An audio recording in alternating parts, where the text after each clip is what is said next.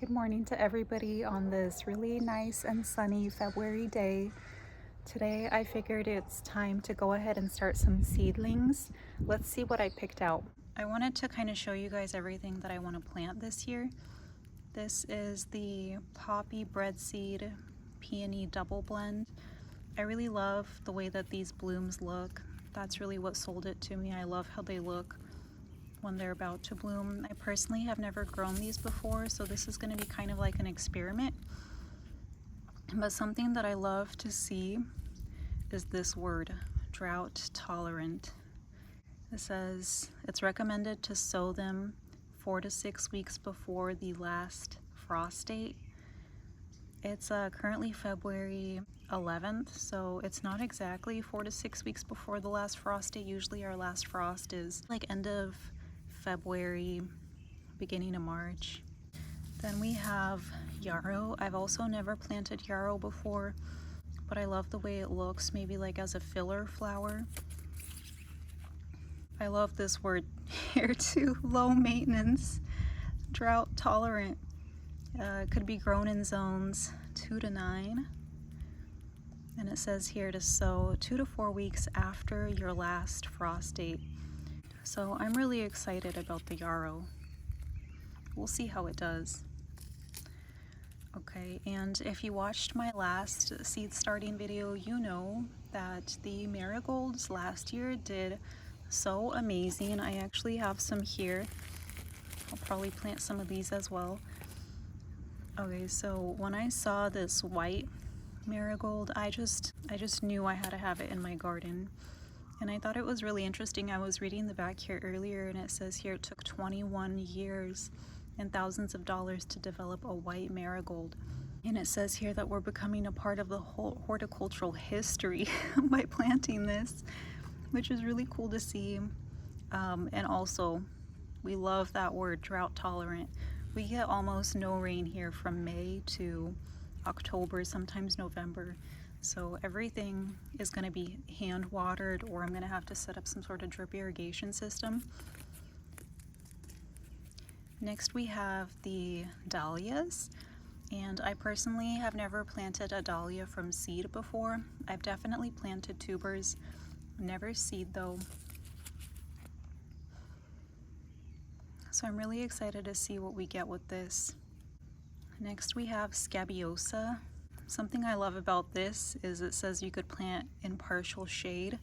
A lot of my garden is next to the fence, so some plants are really gonna have to go into the shade. I wish I had a full sun garden, but the truth is I don't, so I'm always looking for good plants that can go in shade as well.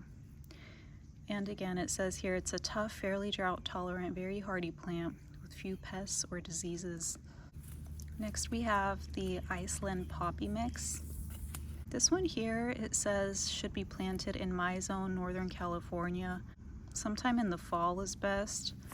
I mean, it's clearly not fall time, but we're gonna try anyway. And the other thing I love about this one is that it's part shade, like I mentioned earlier. This one here is a white swan hybrid marigold. Like I mentioned earlier, I love marigolds. They do so well in my garden, and they're pretty low maintenance. Next we have the Cinderella peach zinnia. I've never grown this particular zinnia, but I just really love the way that the flowers look. You don't always have to like start them in these types of things. Usually they're actually best to direct sow. You'll see here it says to direct seed after the last frost. We're not going to do that. In the past I have direct seeded zinnias, but I don't know if it was just like lack of watering. Most of them didn't come up, so I'm able to better control the environment this way. Then I have the Indian summer rudbeckia. It says here in my zone they could even grow as a perennial, zone 9 and 10, but it's best grown as an annual. It says here to bottom water or mist to avoid covering the seed. Light is needed for germination. So we'll make sure not to cover this one. with soil when planting. Now this one here I bought because I wanted to plant it as a cool flower in the fall. I never got around to that. It's Love in a Mist or Nigella. It's also recommended to direct seed, but like I mentioned earlier, if I sow into tray, I could control the environment better. I actually changed my mind. I'm not going to plant the amaranth or the ami. Instead, what I'm going to do is plant some sunflower seeds that I saved from last year. These are directly from my own garden. So there we have it. There's our 12 rows. We have 12 rows here, so I'll be planting 6 seeds of each of these plants.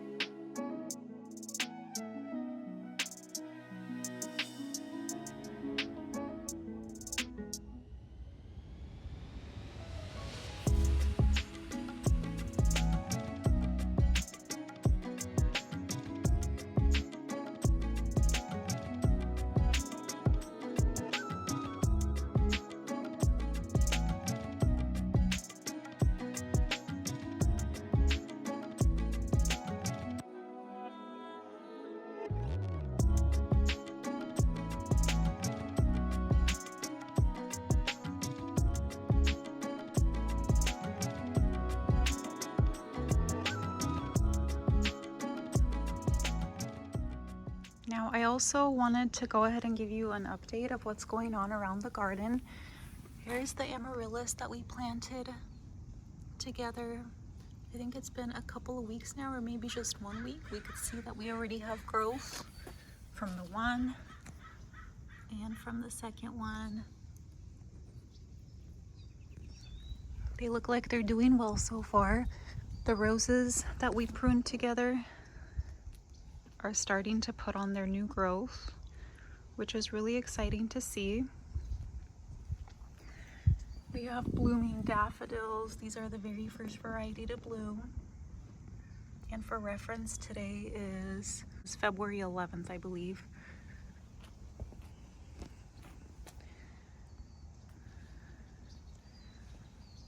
Oh, and if you watched some of my garden with me videos, you know that I've been battling the morning glory that grows up this rose, and I figured this year what I would do is go ahead and pull them out when they're young. I pulled all those out. There's some over here that I pulled out as well, but mostly this is more so of that sticky plant. I forget what it's called. Okay. My tulips, daffodils, hyacinths are doing pretty well here. In this pot we have hyacinths coming up, which is really exciting.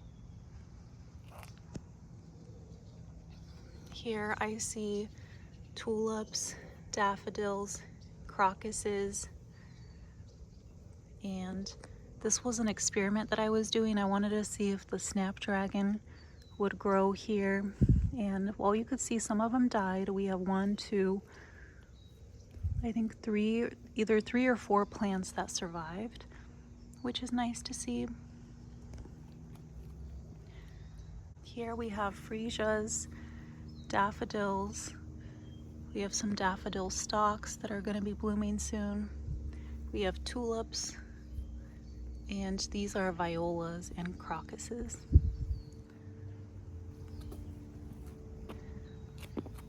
Okay, here we have tulips, violas, crocuses, and I think that's it for now. So yeah, everything's doing pretty well. Oh, and of course I saved the most exciting thing for last. Okay, sorry about the lighting, it's not that good, but this is really exciting because these are the ranunculus that died last year. When they were about to bloom, I left to Europe. That was back in May of 23. They all died when I left, so I didn't actually get to harvest any flowers. However, if you look close, you'll see there's about to be blooms. Like right there's a bloom, or I should say a bud. There was more in here earlier I found. Right here is a bud.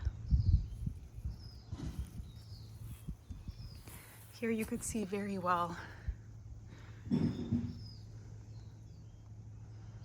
There's buds.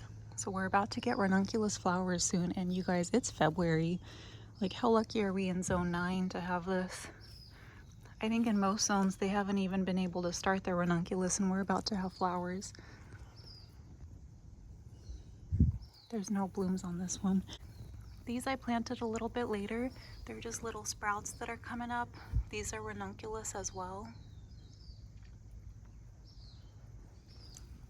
And something I always do for this ranunculus is I kind of like lift up the pot and I let any water drain out of there. Just because I kind of worry that some of these leaves are turning yellow and they might be getting, I don't know, too much water, especially because we've had so many rainy days. Thank you guys so much for watching this video. If you liked it, please make sure to give it a thumbs up and subscribe to see more videos like this. Bye!